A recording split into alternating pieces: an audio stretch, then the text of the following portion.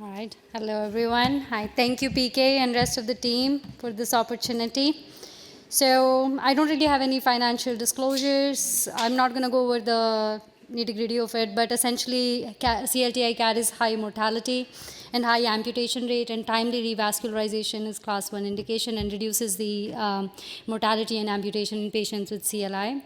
So role of perfusion assessment in CLTI essentially is to predict amputation timing, to understand if the blood supply is adequate to the wound, to prompt timely healing of the wound, intra-procedural assessment to understand if the revascularization that you're doing during the case is enough or not, or do you need to continue with the procedure. And also, if you rule out completely that there is no perfusion issue, then you know that you got to look for other causes of the ulcers and the wounds.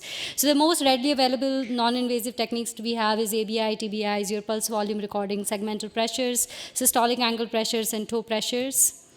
ABI is, you guys know, highest ankle systolic blood pressure divided by the highest arm SPP. Less than 0.4 is the number that's needed to classify it as severe ischemia. But if you use affected angiosome-related systolic ankle pressure other than the highest, then that would increase the sensitivity of the test. And if the ABI is normal, then of course you need to go to the post-exercise ABI if feasible. Then toe brachial index is a little bit more sensitive and specific compared to ABI because it assesses a microcirculation as well. Less than 0.7 TBI is considered abnormal, but if the toe pressure, absolute toe pressure is less than 30, then that is reflective of severe ischemia and associated with major amputation. Now, pulse volume recording, if you use that in adjunction to your ABI and TBI, will improve your diagnostic accuracy. And as you can see, when the ABI is non-compressible, your pulse volume recordings can be the only for that test can be the only way to deduce whether there is an arterial disease in these cases or not.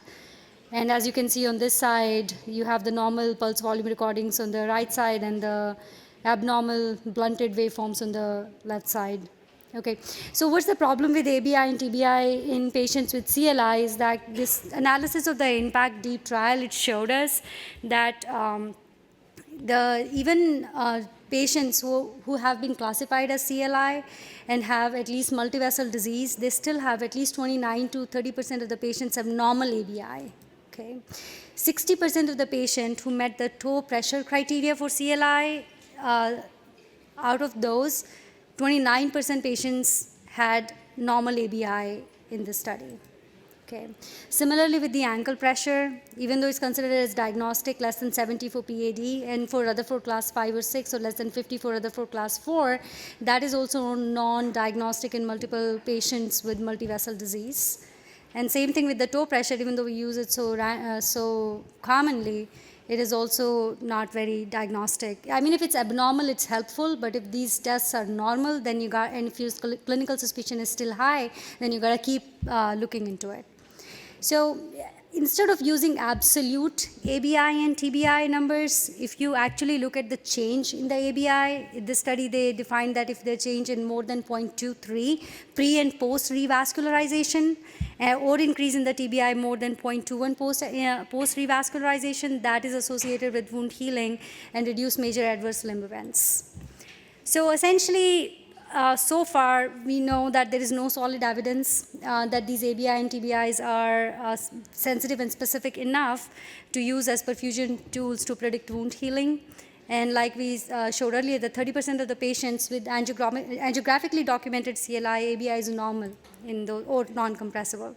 So even your guidelines indicate that if you do have resting ABI, which is in the normal range, and patient has a suspected CLTI, then you got to proceed with the other tests like TCPO2 and your skin perfusion pressures. So what is TCPO2? It essentially provides information regarding the local tissue perfusion, and skin is measuring the partial pressure of oxygen right where the tissue where the ulcer is. The absolute normal value for the foot is 60, and you can also use a ratio of the measuring the partial pressure in the foot compared to the chest, and less than 0.9 is abnormal. Values less than 4D were associated with poor wound healing, and in some studies it has been shown that if you use TCPO2 greater than 30 mmHg, it does predict wound healing with good accuracy.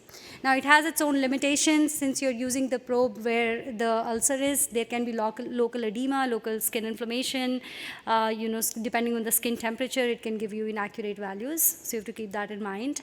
Now what is and then you move to the skin perfusion pressure. Skin perfusion pressure is essentially, it is the pressure at which your flow in the microcirculation first returns when you are deflating a blood pressure cuff in a controlled manner.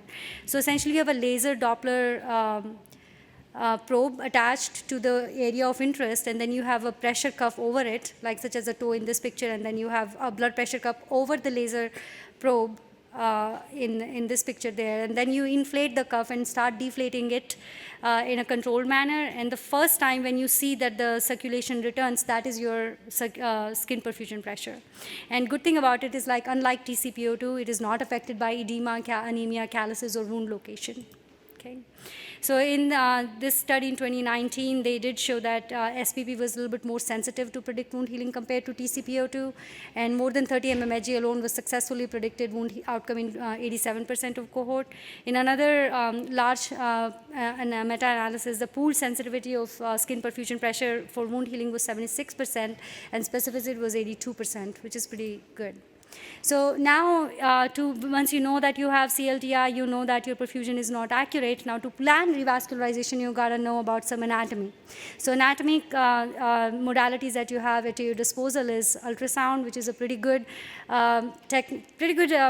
It gives you anatomy, and it also gives you some physiologic data for it. But the issue with it is that it is operator dependent, and especially with CLI, you have a lot of below the knee disease, and ultrasound may not give you a lot of accurate information about below the knee small arteries. Now, CTA is the next very commonly used, good specificity and sensitivity for PAD, but when it comes to below the knee arteries, it can be limited. Also, it is limited by use of contrast, radiation in patients with renal insufficiency, and also if there is calcium, then it can overestimate the degree of stenosis, and tibial lesions you cannot evaluate accurately with CTA. MRA is superior to CTA and duplex when it comes to detecting lesions, but also it is prolonged acquisition time, cost, and when you use the gadolinium contrast, there's a risk for nephrogenic systemic fibrosis in patients with renal insufficiency. So now this new technique is still, we don't use it in our everyday practice, but it's a non-contrast enhanced MRA. It uses a special quiescent inflow single shot technique, and what it does is it gets rid of this venous return that you would usually see with MRA with contrast, and it gives you a much better picture of what your below the knee circulation looks like. Now, this is a newer photon counting CTA that has been described in literature, is that what it does is it can tell the difference between the contrast and the calcium. So it takes away the limitation of CTA where your calcium interferes with your evaluation of stenosis. So you can, but again, we don't use them in our everyday practice. Now, what about when we are doing the procedure? Because it is important to know when you're opening a below the knee artery, whether you have the intervention that you've done is actually going to lead to wound healing. Is it going to benefit the patient or not? So wound blush is one thing that we look at before the procedure, and we need to know that where the wound is, that you're actually seeing a pretty good amount of blush after your revascularization, and there is a change in the wound blush before and after revascularization. So that is one thing that they have studied, and it correlates with much better outcomes if there is a wound blush that's positive compared to patients who don't have it. Now, hyperspectral imaging, it's a very new, it's a new modality for evaluation of CLI. Again, we don't use it regularly, but it measures the level of deoxy and oxyhemoglobin and can provide much finer assessment of perfusion. Like it can, by fluorescence imaging, you can see like in the real time whether you can compare your pre-intervention pictures to your post-intervention. Again, these are more limited to the research area. And same thing with the near-infrared indocyanine green, same technique. You can assess the change in the fluorescence imaging. They also look at these certain things of like ingress and egress, where you change the time to peak of the peak activity, and then the egress, which is the downslope there. Okay. So laser Doppler flowmetry is also newer. It, essentially, you illuminate the tissue with a low-powered laser light. Then your light gets backscattered by your either static tissue or your moving red blood cells. And then backscattered light by the static versus the moving red blood cells can be used as to create, to give you data about whether there's flow or not. So there is this device, FlowMed device by Medtronic. It can measure the microvascular flow. It can give you an absolute number, but it can also give you a waveform that can tell you whether your intervention was successful or not. So you can see pre-intervention versus post-intervention. It's not used very commonly. Accessibility is an issue. Yeah, same. They did study this device. It's published in 2023, 24 patients. Out of these 20 out of 24 patients, they showed an improvement in the flow values, which is your absolute number here, and that correlated with the wound healing. Okay, so advantages and disadvantages of laser Doppler.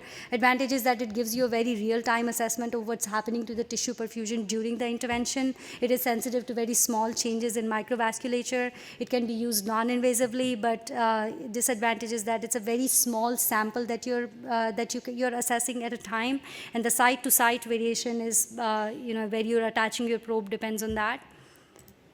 Okay, now moving on from that into, it's like similar to methylene blue, angiography, indigo carmine is more safe dye that you can use. It's an organic salt commonly used as a food coloring dye agent. It's usually injected in the popliteal artery, and you can actually see if it's reaching the wound or not, and they classify it based on if it's reaching the wound or not. If it's completely coloring the wound, then it's type 1, which is good, and if it's not, then that's type 3. And they've shown that post-intervention, if you can achieve this, then that predicts your wound healing rate with good accuracy. Pedal acceleration time is very easily used and a newer technique. So during the procedure, you'll have an ultrasound technician who will use an ultrasound probe, and he will find the plantar arteries for the posterior circulation and he or she arcuate artery, the first dorsal metatarsal artery for the anterior circulation. And essentially what you're looking at is the time from over the slope, from the onset of the slope to the systole to the peak of the systole. So this time period here is what you're assessing.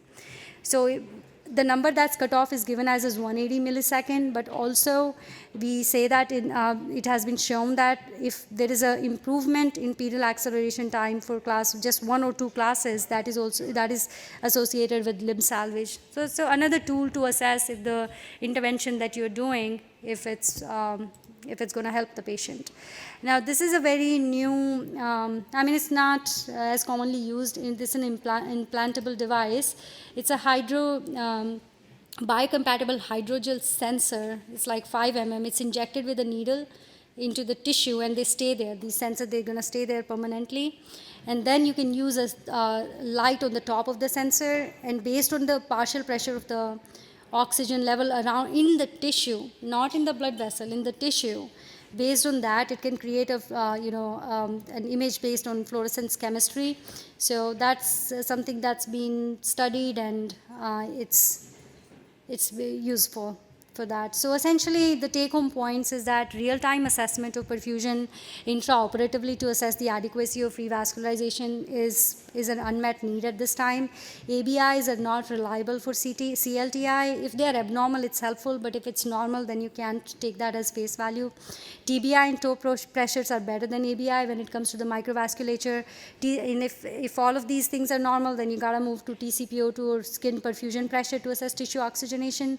CTA, MRI, and ultrasound can be used for your anatomic details, but the newer techniques like laser Doppler flowmetry, speckle imaging, hyperspectral imaging, perfusion angiography, pedal acceleration time, and the biosensors, they do show promise in this field.